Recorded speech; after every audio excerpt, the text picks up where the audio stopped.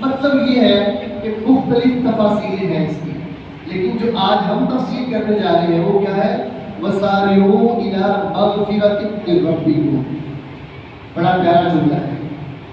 جلدی کرو اپنے رب کی بخشش حاصل کرنے کے لیے، اپنے رب سے معافی مانگنے کے لیے جلدی کرو. جملہ نوٹ کریں، اپنے رب سے معافی مانگنے کے لیے. اللہ تعالیٰ کتنے پیار سے کہہ رہے ہیں، اے میرے بندو اپنے رب سے معافی مانگنے کے لیے جلدی کرو. کیوں؟ وَجَنَّةٍ عَرْضُهَا السَّمَاوَاتُ وَالْأَرْضُ. اللہ نے تمہارے لیے وہ جنت تیار کر رکھی ہے جس کا عرض طول نہیں. نوٹ کریں بات، وَجَنَّةٍ عَرْضُهَا السَّمَاوَاتُ وَالْأَرْضُ. جتنا زمین و آسمان کے درمیان خلا ہے اس جنت کا عرض اتنا ہے. طول تو اس سے بھی اس کی پیمائش اللہ نے نہیں بتائی. اور زمین و آسمان کا جو فاصلہ ہے اللہ تعالیٰ سورۃ المعارج میں فرماتے ہیں تعرج الملائکۃ والروح. جو اللہ کے فرشتے ہیں جو روح الامین ہیں یہ زمین سے آسمان کا چکر لگاتے ہیں 50,000 سنہ. 50,000 سال کی مسافت ہے یہ زمین و آسمان کے درمیان کا فضا ہے. 50,000 سال. اب اس میں جو انسان کی بنائی ہوئی تیز ترین جو چیزیں ہیں وہ 50,000 سال چلتی رہے تو زمین آسمان کا خلا بھی مکمل ہوتا ہے. اتنا طول ہے، اتنا عرض ہے جنت کا. اتنی بڑی جنت اللہ تعالیٰ نے انسانوں کے لیے تیار کر رکھی ہے. اور وہ جنت کب ملے گی؟ جب اللہ سے معافی مانگے گی. یعنی جنت سے پہلے معافی کا ذکر کر دیا تو جنت کے لیے شرط ہے معافی مانگ لینا. ایک بندہ کہتا ہے جی میں تو ساری زندگی یقین کرتا رہا ہوں. پہلی بات یہ آج کے دور میں پاسبل نہیں ہے. ایک بندہ اطاعت نہیں کرتا رہے، نیکی نہیں کرتا رہے، مسجد میں بیٹھا رہے، اللہ اللہ کرتا رہے، ممکن نہیں ہے. اگر اللہ کے حقوق پورے کر رہے ہیں تو انسانوں کے حقوق میں کوئی تکلیف نہیں آ رہی ہوگی. تو لہٰذا جنت میں داخلے کے لیے اللہ کی مغفرت، اللہ کی رحمت بہت ضروری ہے جو ہمیں حاصل کرنے کے لیے جلدی کرتی ہے. اعدت للمتقین. اس آیت کے آخر میں اللہ فرماتے ہیں میں نے یہ جنت متقین کے لیے تیار کی ہے. آج آخری دن ہے رمضان المبارک کا اور جب آغاز ہوا اور آغاز سے پہلے بھی ہم نے کہا روزے کیوں رکھتے ہیں؟ تاکہ متقین بن جائیں. اور اس آیت کے آخر میں کیا ہے؟ وہ جنت متقین کے لیے. تقویٰ کیا ہے؟ اکثر ہم اس کا ذکر کرتے ہیں. تقویٰ یہ ہے گناہوں سے بچنا. زندگی میں موقع ملتے ہیں، جوانوں کو زیادہ ملتے ہیں. موقع کیا ہے؟ آپ کہتے ہیں اتنی افواہ نہیں، معاذ اللہ میں اللہ سے ڈرتا ہوں، میں اس موقع کو ہاتھ سے زیادہ دیتا ہوں. اور نبی کریم صلی اللہ علیہ وسلم فرماتے ہیں حسین و جمیل عورت، حسین و جمیل عورت جس کا بیک گراؤنڈ بھی اچھا ہو وہ آپ کو دوستی کی دعوت دیتی ہے، بلاتی ہے، اور آپ کہتے ہیں یہ ہمارے اسلام میں جائز نہیں ہے، ہمارے کلچر میں جائز نہیں ہے، آپ اسے اوائڈ کرتے ہیں. ایسا نوجوان قیامت کے دن اللہ تعالیٰ کے عرش کے نیچے VIP مہمان ہوگا. باقی لوگ گھبرا رہے ہوں گے کہ بھئی حساب و کتاب ہو رہا ہے، مسیحے میں ڈوبے ہوں گے. یہ نوجوان جسے آفر ہوئی ٹھکرا دی اللہ کی محبت میں، قیامت کے دن نہ تو کوئی پشیمانی ہوگی، نہ کوئی ٹینشن ہوگی، نہ کوئی پرابلم ہوگا. اللہ کے خاص مہمانوں میں شامل ہوگا یہ انسان، یہ نوجوان. تو اس لیے وہ جو اتنی پیاری جنت ہے جو اللہ تعالیٰ نے اپنے بندوں کے لیے تیار کر رکھی ہے اس کے لیے بخشش مانگتے رہنا اور تقویٰ اختیار کرتے رہنا، گناہوں سے بچنے کی کوشش کرنا نہایت ضروری ہے. اچھا اس آیت اب اس کا تھوڑا سا پس منظر دیکھیں. جب یہ آیت کریمہ نازل ہوئی اس سے پہلے جو آیت ہے اس میں اللہ تعالیٰ نے سود کا ذکر کیا ہے. اے ایمان والو سود سے بچو. سود بڑھا چڑھا کے لینا دینا اس سے جو پہلی آیات ہے وہ جنگ بدر والی ہے جو پورا رکوع ہے. سوری جنگ احد میں کیا کیا صحابہ کرام نے؟ حضور نبی کریم صلی اللہ علیہ وسلم نے کہا کہ یہ درہ، یہ پہاڑی کا جو علاقہ یہ نہیں چھوڑنا. اب ان کو لگا کہ جنگ میں آزادی ملی، فتح حاصل ہو گئی، کافر پیچھے چلے گئے، لہٰذا نبی کریم صلی اللہ علیہ وسلم کی اجازت کے بغیر، مشورے کے بغیر وہ وہاں سے نیچے اترے اور دنیا کا جو مال و متاع ہے، ساز و سامان ہے، اسے سمیٹنے کی کوشش کرنے لگے اور کافروں نے اوپر سے حملہ کر کے سب سے پہلے ان کو پکڑا اور باقی لوگوں کی مطلب نقصان پہنچایا۔ اب اللہ تعالیٰ یہ ساری مطلب کہ واقعے کے بعد یہ والی آیت نازل کر رہے ہیں کہ وَسَارِعُوا إِلَىٰ مَغْفِرَةٍ مِّن رَّبِّكُمْ، اللہ کے بندوں دنیا کا جو کچھ بھی ہے ایک وقت آئے گا اس کی جو ویلیو ہے، اس کی جو ورتھ ہے یا پھر اس کی جو پاور ہے وہ ختم ہو جائے گی۔ مثال کے طور پہ میں ہوں آپ کے سامنے کھڑا، میرے پاس کروڑوں روپے، 20 گاڑیاں ہیں، میرے پاس اسٹیٹس اچھا ہے، اگر میں بیمار ہو جاتا ہوں، مجھے فالج ہو جاتا ہے، میں اپاہج ہو جاتا ہوں، نہ پیسہ کسی کام کا، نہ گاڑی کسی کام کی، نہ اسٹیٹس کسی کام کا، تو کیا کام آئے گا اس وقت؟ بخشش، اللہ سے مانگی ہوئی معافی، تقویٰ کام آئے گا۔ تو اللہ فرماتے ہیں کہ دنیا کا جو یہ مختصر وقت میں ساز و سامان ہے اس کے لیے آخرت کو خراب مت کرو۔ دنیا کے مال و متاع کے لیے جو اللہ سے بخشش معافی مانگنی تھی، تقویٰ اختیار کرنا تھا، وہ وقت مت ضائع کرے۔ تو اصل جو محبت ہے وہ اللہ کی محبت ہے، اصل محبت ہے وہ دین کی محبت ہے، اصل جو اطاعت ہے وہ دین میں اطاعت ہے۔ یہ دنیا کی ساری چیزیں لمیٹڈ ہیں، ایک نہ ایک دن ان کی ویلیو ختم ہوتی ہے، تو جو ان لمیٹڈ ہے وہ جنت کے معاملات ہیں۔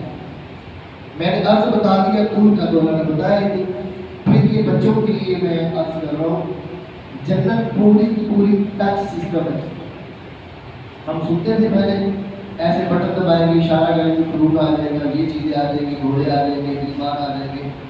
تو جنت پوری ٹچ سسٹم ہے، آپ کو اٹھ کے افیکٹ نہیں کرنی پڑے گی، بس آپ نے ٹچ کرنا ہے، 30 سیکنڈ میں دوسری چیز آپ کے پاس آ جائے گی۔ کیونکہ جیسے جیسے ٹیکنالوجی آپ ہو رہی ہے، دین کا فہم آسان ہو رہا ہے اس کو سمجھنا۔ پہلے چونکہ میرے جیسے جو کم پڑھے لکھے ہیں ان کو اس طرح کی حدیث سمجھ نہیں آتی تھی، یہ کیسے پاسبل ہے؟ یقین تو تھا، جو اللہ اور اللہ کے رسول نے فرما دیے یقین کر لیتے تھے، لیکن حضرت ابراہیم علیہ السلام کی طرح کہ اللہ دکھاؤ مردے کو زندہ کرتے کیسے ہو۔ تو اب جیسے جیسے مسائل پیدا ہو رہے ہیں، یقین بھی بڑھتا جا رہا ہے اور سمجھ بھی آ رہی ہے کہ اللہ تعالیٰ کی جنت اور جنت کیسی ہوگی۔ اب اسے تھوڑا سا آگے چلتے ہیں، جو اس سے اگلی آیت ہے۔ اللہ تعالیٰ فرماتے ہیں اس آیت کے بعد الذین ينفقون فی السراء والضراء، چند کام ایسے ہیں جو تم لوگ کرو گے تو جنت میں جانا آسان ہو جائے گا، کیونکہ ہم روزے، زکات، نماز، فطرانہ، مسجد میں آنا، اچھا اخلاق، نیکانی کیوں کر رہے ہیں؟ جنت کے حصول کے لیے۔ اب اللہ تعالیٰ نے اس اگلی آیت میں چند کام بتا دیے کہ تم یہ کر لو، آپ مسلمان جو ہے حضور میں رہنے والا، اس محلے میں رہنے والا، اس پہ عمل کر لو، جنت میں چلے جاؤ۔ اب وہ قابل غور چیزیں ہیں، وہ ہم نے دیکھنا ہے کہ کہاں تک ہم اس پہ عمل کر رہے ہیں۔ اگر ہماری زندگی میں کچھ کرنے کی تاریخ ہو بھی کرنے کی کوشش کریں، اگر پہلے سے عمل کر رہے ہیں تو اللہ کا شکریہ، اللہ کا شکر ادا کریں کہ اللہ تیرا شکر ہے کہ ہم اس پہ پہلے سے عمل پیرا ہے۔ اللہ فرماتے ہیں الذین ينفقون فی السراء والضراء، وہ لوگ جو خوشی میں اور غمی میں، وہ لوگ جو تندرستی میں اور خوشحالی میں اللہ کے راستے میں خرچ کرتے ہیں۔ تو اللہ تعالیٰ کے راستے میں جو بندہ خرچ کرتا ہے اس کے لیے جنت کا راستہ آسان ہو جاتا ہے۔ اس پہ تھوڑا سا سمجھتے ہیں۔ میرا عزیز آ جاتا ہے، میرے وسائل اچھے ہو گئے یا آپ کے وسائل اچھے ہو گئے۔ آپ کو پتا ہے کہ میرے بینک میں گھر میں پیسے پڑے ہوئے ہیں، اب میں کسی بھی بڑے بندے کی ضرورت مند کی ضرورت پوری کر سکتا ہوں۔ ایک ایسا بندہ آتا ہے جس کی آپ سے بنتی ہے، جو آپ کی ارباب بنتا ہے، آپ کے دوست بھی ہے، رشتے دار بھی ہے، کچھ ہے، آپ نکالتے پیسے اس کو دیتے ہو اور دیتے ہوئے یہ کہتے ہیں کہ بھائی واپسی کی بھی ضرورت نہیں ہے تمہارے، کیا آپ لے جاؤ۔ ایک اور بندہ آتا ہے اور وہ آپ سے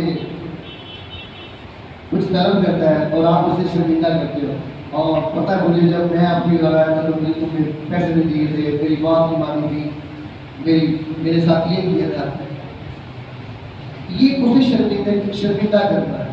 اللہ تعالیٰ فرماتے ہیں کہ تم خوش ہو یا نہ خوش ہو، تنگ دستی ہے یا خوشحالی ہے، ہر حالت میں میرے راستے میں خرچ کرنا ہے۔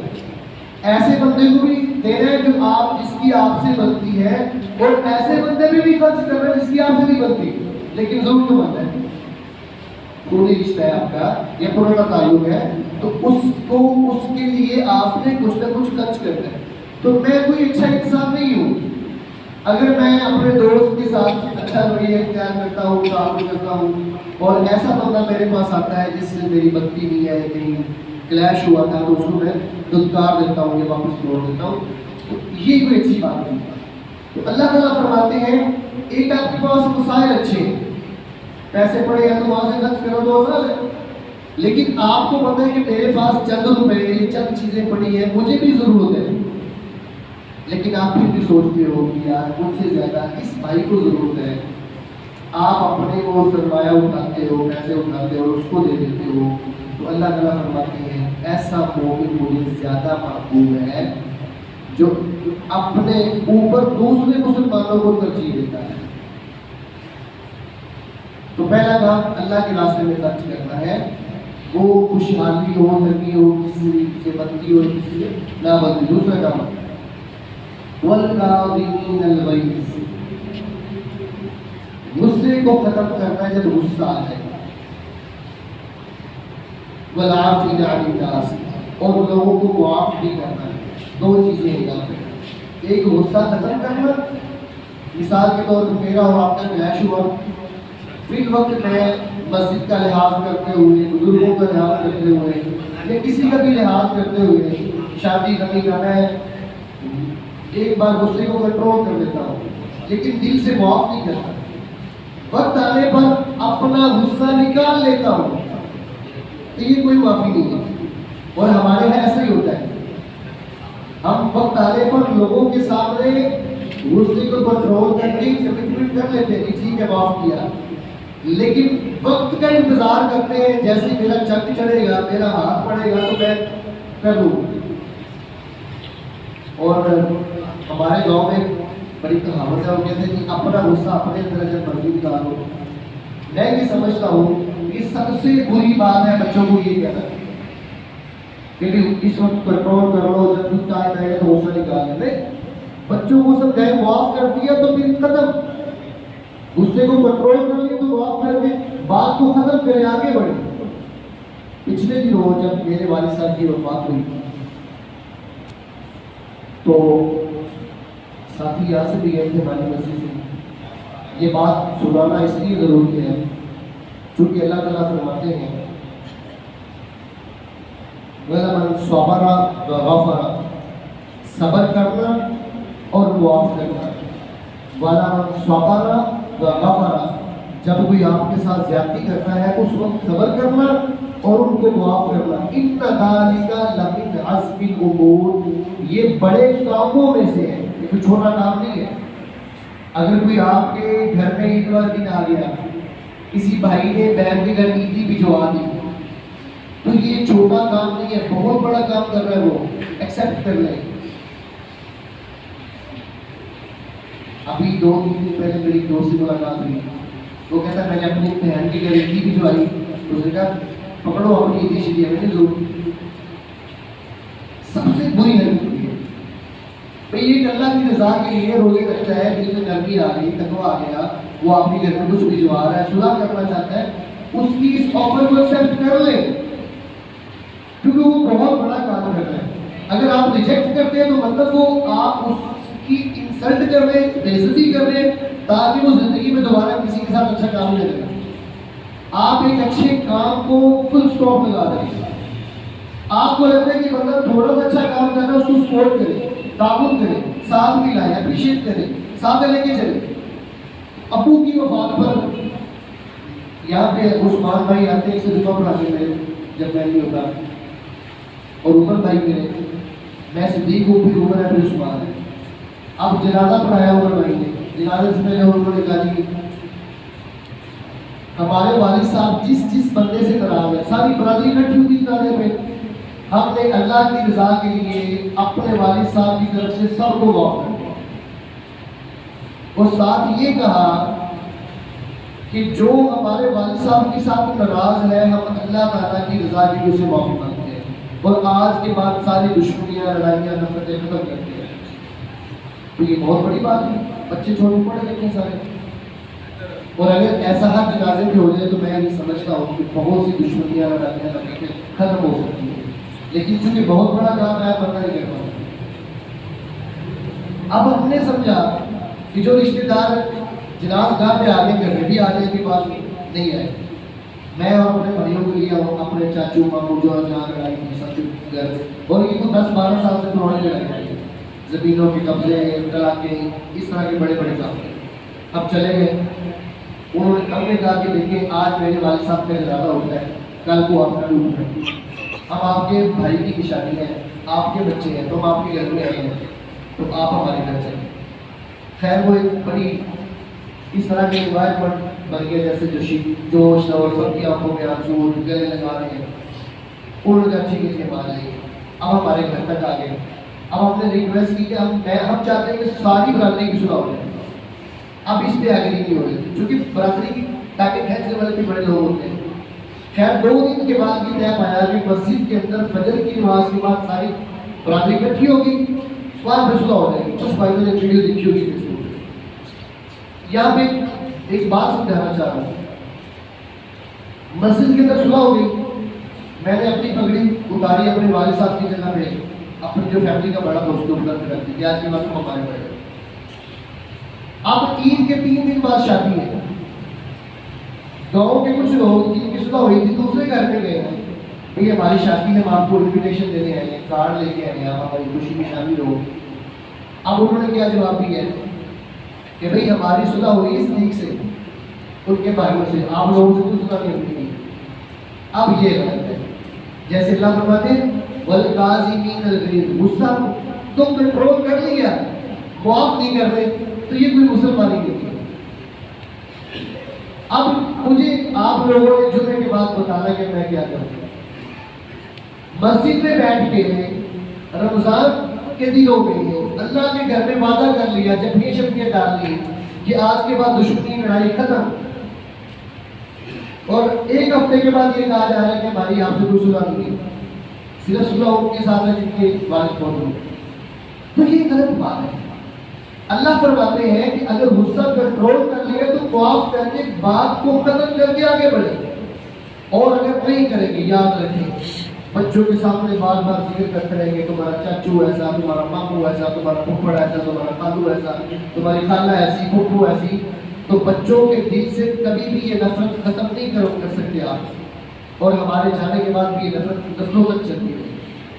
تو اللہ تعالیٰ یہ چاہتی ہے جنت میں جانا ہے، میرے راستے میں خرچ کرو، ان لوگوں کے ساتھ تعاون کرو جن سے بنتی ہے جن سے نہیں بنتی، دوسرا معاف کرو، اور تیسرا غصہ کنٹرول کرو، اور آگے فرمایا واللہ یحب المحسنین، اللہ کی محبت حاصل کرنے کے لیے احسان کیا کرو، اللہ احسان کرنے والوں سے محبت کرتے ہیں۔ میں اور آپ دیکھ لیں، ہم نے اپنی فیملی، دیکھیں میری بہنیں، میرے بھائی، آپ کی بہنیں، آپ کے بھائی، آپ کے والدین، آپ ان پہ احسان نہیں کرتے، آپ کے اوپر فرض ہے ان کی خدمت کرنا، ماں باپ کی خدمت کرنا فرض ہے، بچوں کی خدمت کرنا فرض ہے، بیوی کے نام نفقہ آپ کے اوپر فرض ہے، بہن بھائیوں کے ساتھ تعاون کرنا فرض ہے۔ اب اس سے آگے نکلے جو باقی رشتے دار ہیں، میں نے اور آپ نے آخری بار کب احسان کیا رشتے داروں کے اوپر؟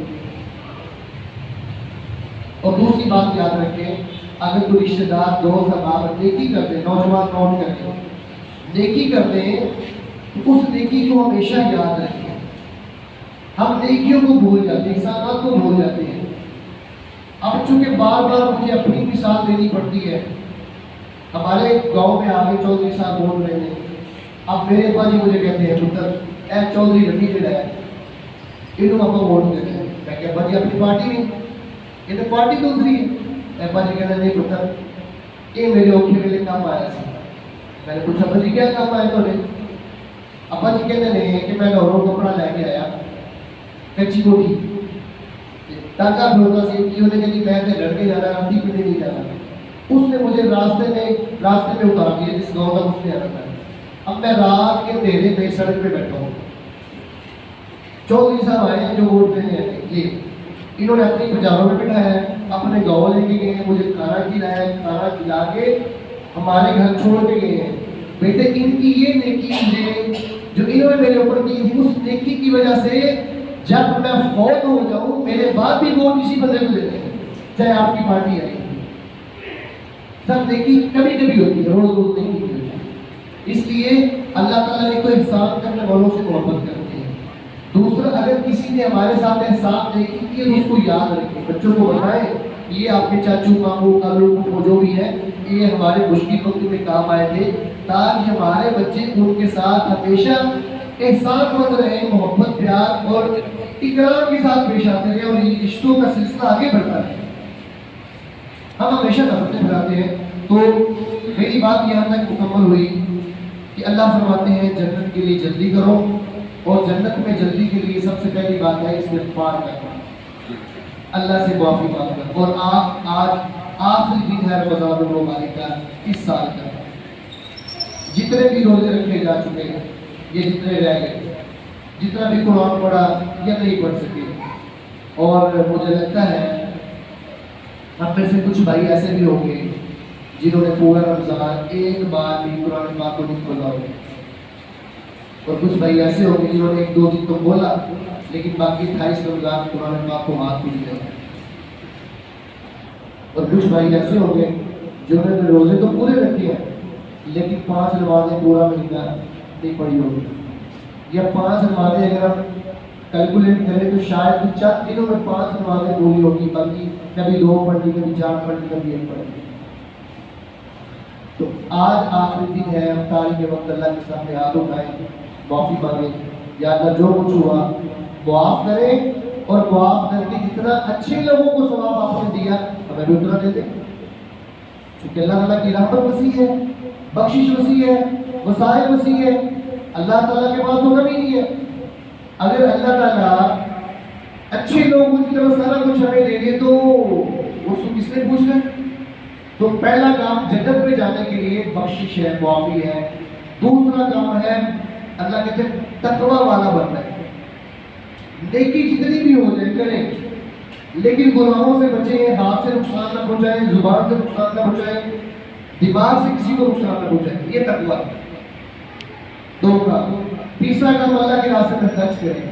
آج آخری دن ہے 1 روپیہ خرچ کریں گے تو کتنے 100 کا ثواب ملے گا 700 کا 700 سے زیادہ بھی مل سکتا ہے.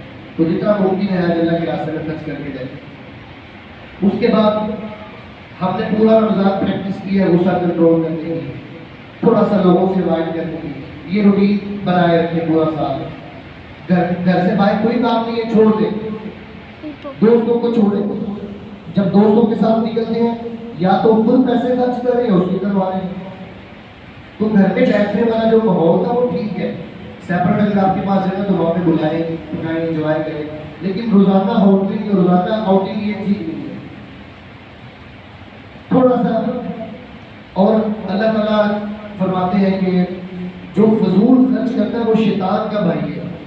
اور میں ایسے نوجوانوں کو جانتا ہوں دوستوں پہ 10,000 روپے کے ایک ٹائم میں کھانا کھائیں گے اور بیوی کہے گی کہ مجھے 2,000 روپے کی شاپنگ کرواتے ملتا رہے وہاں پہ بہت پڑ جاتی ہے. تو بھائی اخراجات کو کنٹرول کریں تاکہ اللہ کے راستے میں خرچ کرنا آسان ہو بچوں پہ خرچ کرنا آسان ہو. اور آگے میں نے عرض کیا غصے کو کنٹرول بھی کرنا ہے اور معاف کرنا ہمیشہ کے لیے دشمنی ختم کرنی ہے.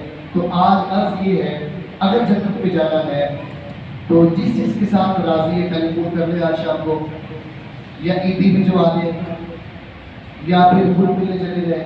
اگر کوئی آپ کا دوست جو آپ سے ناراض ہے اعتکاف بیٹھا ہوا ہے اعتکاف سے اٹھانے کے لیے چلے جائیں. یا پھر آپ کو کوئی دوست ہے وہ جہاں پہ عید نماز پڑھنے جاتا ہے وہاں پہ چلے جائیں. عید نماز کے بعد پھر نرم ہو گئی ان کے بعد بھی ڈالیں. تو کسی نہ کسی طرح بہانہ تلاش کر کے دشمنی کو ختم کرے تاکہ بچوں میں یہ نفرت سرائے پیدا کر جائے. اور آخری بات جو میں نے آپ کے سامنے عرض کی ہے، واللہ یحب المحسنین، اللہ احسان کرنے والوں کے ساتھ محبت کرتے ہیں۔ احسان کریں، ہمیشہ نیکی کریں۔ اس آیت کی تفسیر میں ایک چھوٹا سا قصہ ہے، وہ بیان کرتے ہیں، ہم اپنی بات کو مکمل کرتے ہیں۔ علامہ ابو عبداللہ محمد بن احمد مالکی رحمۃ اللہ علیہ بیان فرماتے ہیں کہ ان کی ایک وادی تھی، وہ کچھ کھانا لے کے آئی، نوکرانی تھی، اور شہر کے پاس مہمان بیٹھے ہوئے تھے، اور کھانا بڑا گرم تھا، اور ان کا کوئی پاؤں اٹکا، اور وہ کھانا جو ہے شہر کے اوپر گر گیا۔ اور جتنا زیادہ ہی ہوتا ہے، جتنا زیادہ بندے کے پاس وہ تھوڑا سا اثر وصل ہوتے ہیں، غصہ بھی زیادہ آتا ہے، یہ نیچرلی بات ہے۔ ایسے بندہ یہ مجھے غصہ نہیں آتا، آتا ہے سب کو، جس کو غصہ نہیں آتا وہ بندہ ویسے ہی بے شرم ہوتا ہے، غصہ سب کو آتا ہے۔ اب یہ پڑھی لکھی خاتون تھی، ایک قصہ آتا ہے حضرت حسن یا حسین رضی اللہ تعالیٰ عنہ کے بارے میں، وہ اور ہے، یہ اور ہے۔ وہ کہتے ہیں، جو راوی بیان کرتے ہیں محمود بن مہران، وہ کہتے ہیں جی جب شیخ نے ایسے آنکھ بھر کے دیکھا تو انہوں نے آیت پڑھ دی والکاظمین الغیظ، اور انہوں نے تھوڑی سی آنکھ نیچے کی اور آیت کا دوسرا حصہ پڑھ دیا والعافین عن الناس، غصہ بھی کنٹرول کرتے ہیں، معاف بھی کرتے ہیں، واللہ یحب المحسنین، تیسرا حصہ بھی پڑھ دیا کہ اللہ تعالیٰ احسان کرنے والوں کے ساتھ محبت کرتے ہیں۔ تو یہ اس آیت کی تفسیر میں جو چھوٹا سا قصہ اور کہانی، اس کا مطلب یہ ہے ہمیں اپنے بچوں کو غصہ مینج کرنا سکھانا ہے، خاص طور پر بیٹیوں کو سکھانا ہے کہ بیٹے کبھی غلطی ہو جائے تو اپنے شوہر سے کیسے آپ نے ڈیل کرنی ہے، اپنے سسر سے کیسے بات کرنی ہے، ساس سے کیسے بات کرنی ہے، نند بھابھی سے کیسے بات کرنی ہے، یہ مینج کرنا ہم سکھاتے ہی نہیں ہیں، ہم سکھاتے الٹی باتیں ہیں۔ تو اس لیے ہمیں بچوں کو یہ چیزیں بھی سکھانی چاہیے۔ نبی کریم صلی اللہ علیہ وسلم فرماتے ہیں اگر غصہ آ رہا ہے، چونکہ غصہ شیطان کی طرف سے ہے، اور شیطان آگ سے بنا ہے، اور آگ کو بجھانے کے لیے کیا کرتے ہیں، پانی ڈالتے ہیں۔ تو جب زیادہ غصہ آئے تو آپ جائیں اپنے گھر کے وہ بیسن کے پاس، وضو کرنا شروع کرتے ہیں، وضو کریں، تھوڑا سا پانی پی لیں، تو آپ کا غصہ ٹھنڈا ہو جائے گا۔ اور ساتھ نبی کریم صلی اللہ علیہ وسلم کے پاس دو لوگ غصے ہو رہے تھے، اور اس جو حدیث کے راوی ہیں وہ فرماتے ہیں کہ نبی کریم صلی اللہ علیہ وسلم ان دونوں کو دیکھ رہے تھے، اور آپ نے اپنے جو شاگرد تھے ساتھ اس کو بتایا کہ ادھر آؤ، میرے پاس ایک دعا ہے، میں تمہیں بتاتا ہوں، جب دو بندوں کو غصہ آئے، وہ دو بندوں میں سے کوئی بھی ایک یہ دعا پڑھ لے، غصہ ختم ہو سکتا ہے۔ انہوں نے فرمایا حضور بتا دیجیے۔ آپ نے فرمایا کہ جب بھی کسی کو غصہ آئے وہ پڑھے اعوذ باللہ من الشیطان الرجیم، غصہ ٹھنڈا ہو جائے گا، شیطان بھاگ جائے گا۔ تو یہ چند میری گزارشات تھی آج آخری دن کے حوالے سے، اور یہ جو رمضان المبارک کا آخری خطبہ ہے، چونکہ ہمیں جنت سب کو چاہیے، انشاءاللہ ہم جنت میں جائیں گے، کیوں کہ جنت ہمارے باپ کی ہے، کیوں جی؟ جنت ہمارے والد صاحب حضرت آدم علیہ السلام وہاں سے آئے ہیں، اور ہم سب نے وہیں پہ لوٹ کے جانا ہے۔ ہم دعا کریں گے کہ اللہ تعالیٰ بغیر سزا کے، بغیر کسی پشیمانی کے، بغیر شرک زندگی کے ہمیں جنت کا داخلہ نصیب فرمائے۔ ہذا ما عندي وآخر دعوانا الحمد لله رب العالمين۔